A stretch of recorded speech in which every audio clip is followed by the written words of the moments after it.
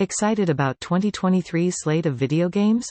Or are you all too busy foaming at the mouth over your grand return to Hyrule in The Legend of Zelda: Tears of the Kingdom to play anything else? Either way, Esquire's Gamerzone has kept busy, and this year has already been a doozy. First of all, the remake engine never stops, but we're not complaining, because we got a gnarly update of Dead Space out of it. Plus, studios keep making frog-based games, such as Time on Frog Island, Shoulders of Giants, and A Frog's Tale. If you let me play as a frog, my money is yours. We're also emptying our wallets into Metroid Prime Remastered, Fire Emblem Engage, and Diablo IV, losing countless hours of sleep in the process.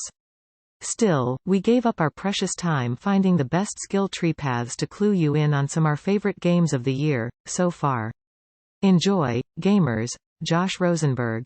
Is this finally the modern-gen Street Fighter game we've been waiting for? Looks like, yes.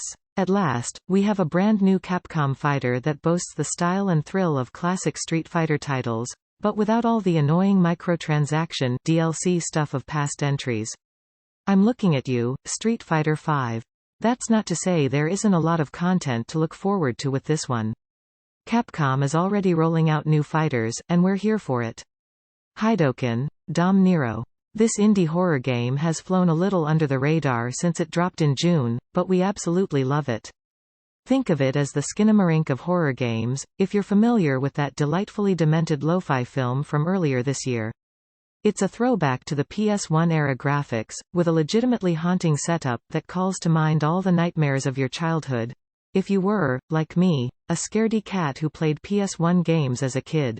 DN. Final Fantasy. But make it Game of Thrones, is surely what the minds at Square Enix when they were planning Final Fantasy XVI. In the wrong hands, the franchise's newest direction would have flopped. Thankfully, Final Fantasy XVI is a blast, and absolutely up there with its 15 predecessors. BL. Diablo IV's success had so going much against it, that Esquire published a nearly 4,000-word story about the making of the game.